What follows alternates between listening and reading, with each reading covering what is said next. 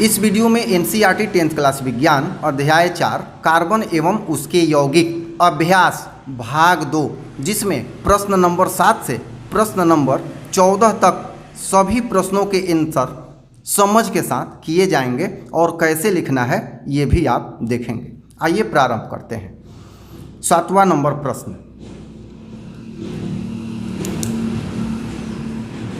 भौतिक एवं रासायनिक गुण धर्म के आधार पर एथेनॉल एवं एथेनोइक अम्ल में आप कैसे अंतर करेंगे। तो उत्तर लिखेंगे, भौतिक एवं रासायनिक गुण धर्म के आधार पर एथेनॉल तथा एथेनोइक अम्ल में निम्नलिखित अंतर है। पहले भौतिक अंतर समझते हैं, फिर रासायनिक अंतर समझेंगे। आइए भौतिक अंतर समझ लेते हैं। एक साइड एथेनॉल है और एक साइड एथेनोइक अम्ल है। तो पहला बिंदु है, सामान्य कमरे के ताप पर यह द्रव की अवस्था में होता है एथेनॉल। एथेनोइक अम्ल, इसका गंध सिरके के समान होता है। दूसरा, एथेनॉल का द्रवणांक 156 केल्विन होता है, जबकि एथेनोइक अम्ल का गलनांक 290 केल्विन होता है। देखिए, गलनांक और द्रवणांक एक ही है। तीसरा, एथेनॉल का क्वथनांक 351 केल्विन होता है, जबकि एथेनोइक अम्ल का क्वथनांक 391 केल्विन होता है। तो इस तरह से यह 3 मुख्य भौतिक अंतर हैं एथेनॉल और एथेनोइक अम्ल का। अब आइए रासायनिक अंतर समझते हैं। पहला अंतर, एथेनॉल का अनुलग्नक ऑल होता है और एथेनोइक अम्ल का अनुलग्नक ओइक होता है। दूसरा अंतर, इसका प्रकार्यात्मक समूह OH होता है, जबकि एथेनोइक अम्ल का प्रकार्यात्मक समूह COOH होता है। तीसरा अंतर, एथेनॉल सोडियम कार्बोनेट से अभिक्रिया नहीं करता है, जबकि एथेनोइक अम्ल सोडियम कार्बोनेट के साथ अभिक्रिया करके CO2 गैस देता है। चौथा, यह KMnO4 ऑक्सीकारक के साथ मिलकर एथेनोइक अम्ल का निर्माण करता है, जबकि एथेनोइक अम्ल क्षारकीय KMnO4 के साथ अभिक्रिया नहीं करता है। तो इस तरह से एथेनॉल और एथेनोइक अम्ल में अंतर स्पष्ट हो जाता है। 8वां नंबर प्रश्न, जब साबुन को जल में डाला जाता है तो मिसेल का निर्माण क्यों होता है। क्या एथेनॉल जैसे दूसरे विलायकों में भी मिसेल का निर्माण होता होगा। उत्तर समझते हैं।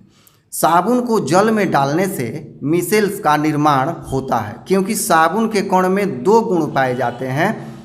इसका एक सिरा जलरागी तथा दूसरा सिरा जल विरागी होता है, किंतु एथेनॉल जैसे दूसरे विलायक में साबुन के कण ऐसा गुण प्रस्तुत नहीं करते हैं, इसलिए साबुन जल में मिसेल का निर्माण करता है, किंतु एथेनॉल में मिसेल नहीं बनाता है।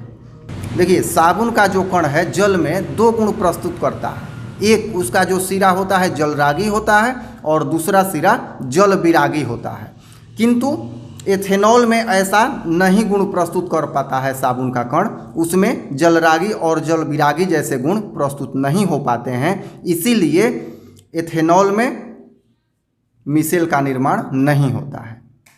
9 नंबर प्रश्न, कार्बन एवं उसके यौगिकों का उपयोग अधिकतर अनुप्रयोगों में ईंधन के रूप में क्यों किया जाता है।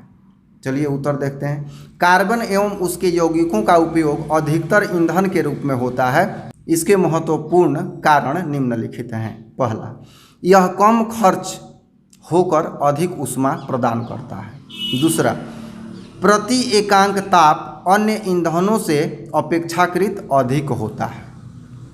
तीसरा, इसके भंडारण में सुविधा होती है। चौथा, इसके दहन को नियंत्रित किया जा सकता है।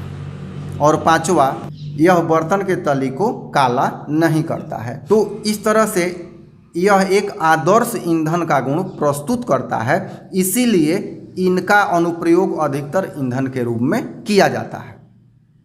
अब 10 नंबर प्रश्न, कठोर जल को साबुन से उपचारित करने पर झाग के निर्माण को समझाइए। उत्तर समझते हैं। साबुन को कठोर जल के साथ घिसने पर एक अघुलनशील पदार्थ का निर्माण होता है, जिसे स्कम कहा जाता है।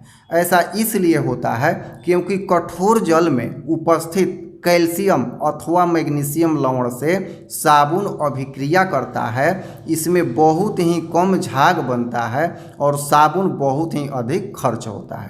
देखिए जल दो प्रकार के होते हैं, एक कठोर जल और एक मृदु जल। तो साबुन जब कठोर जल के साथ सफाई प्रक्रिया करते हैं साबुन से, तो इसमें झाग नहीं बनता है या बहुत ही कम बनता है। वहीं जब मृदु जल के साथ साबुन की सफाई प्रक्रिया चालू करते हैं तो बहुत ही अच्छा झाग बनता है और सफाई भी बहुत अच्छे ढंग से हो पाती है, क्योंकि ऐसे में जो झाग है वो अधिक बनता है। 11 नंबर प्रश्न, यदि आप लिटमस पत्र लाल एवं नीला से साबुन की जांच करें तो आपका परीक्षण क्या होगा? उत्तर लिखेंगे, साबुन के घोल में लाल लिटमस पत्र ले जाया जाए तो वह नीला हो जाता है, जबकि नीले लिटमस पत्र पर इसका कोई प्रभाव नहीं पड़ता है। स्पष्ट है कि साबुन में क्षारकीय गुण है। देखिए साबुन क्षारकीय होता है, ये लिटमस पत्र से स्पष्ट पता चल जाएगा, क्योंकि लाल लिटमस पत्र जैसे ही इसमें ले जाएंगे तो क्या होगा, नीला हो जाएगा, जबकि नीला पर कोई प्रभाव नहीं पड़ेगा। तो स्पष्ट है कि साबुन में क्षारकीय गुण है। 12 नंबर प्रश्न, हाइड्रोजनीकरण क्या है? इसका औद्योगिक अनुप्रयोग क्या है? आइए समझते हैं। असंतृप्त हाइड्रोकार्बन में हाइड्रोजन का जुड़कर उसको संतृप्त बनाना हाइड्रोजनीकरण कहलाता है।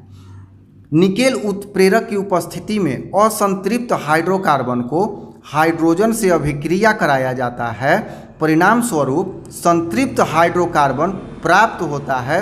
इसका उपयोग असंतृप्त खाद्य तेल को संतृप्त बनाने में किया जाता है।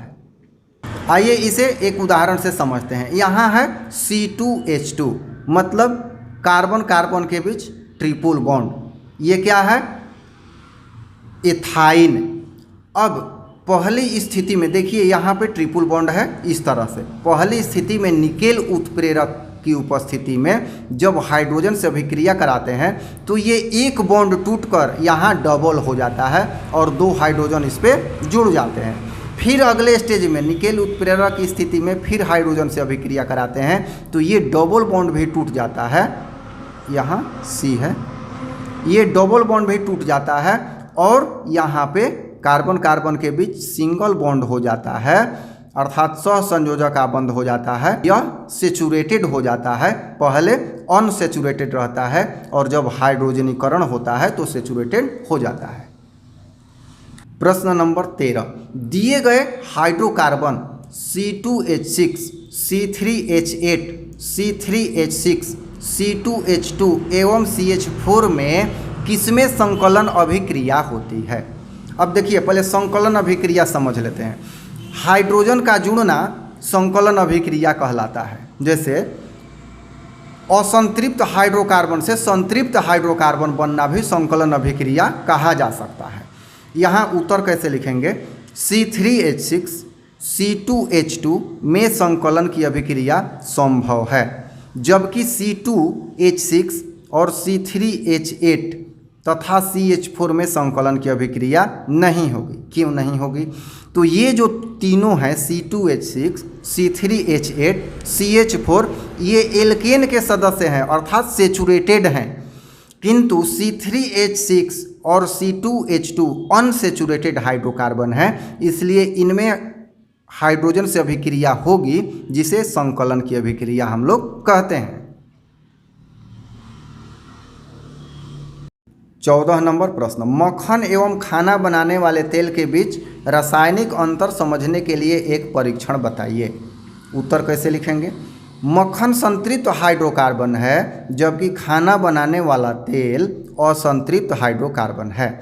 इसमें अंतर को समझने के लिए इनका परीक्षण इस प्रकार किया जा सकता है। निकेल उत्प्रेरक की उपस्थिति में मक्खन की अभिक्रिया हाइड्रोजन से कराए जाने पर इसका हाइड्रोजनीकरण नहीं होगा, किंतु खाना बनाने वाले तेल के साथ निकेल उत्प्रेरक की उपस्थिति में हाइड्रोजन से अभिक्रिया कराने पर इसमें हाइड्रोजनीकरण की अभिक्रिया होती है। तो ये स्पष्ट है कि जो मक्खन है वह सेचुरेटेड हाइड्रोकार्बन है, क्योंकि इसमें हाइड्रोजनीकरण की अभिक्रिया नहीं होती है। और खाना बनाने वाला जो तेल है अनसेचुरेटेड हाइड्रोकार्बन है, क्योंकि इसमें हाइड्रोजनीकरण की अभिक्रिया संपन्न होती है। तो इस आधार पर मक्खन और खाना बनाने वाले तेल के बीच रासायनिक अंतर को समझ सकते हैं, परीक्षण कर सकते हैं। इस वीडियो में इतना ही। अगला जो 15 नंबर प्रश्न है बहुत ही बड़ा है और समझ की उसमें काफ़ी अधिक आवश्यकता है, तो अगले भाग में 15 नंबर प्रश्नों को समझेंगे। धन्यवाद।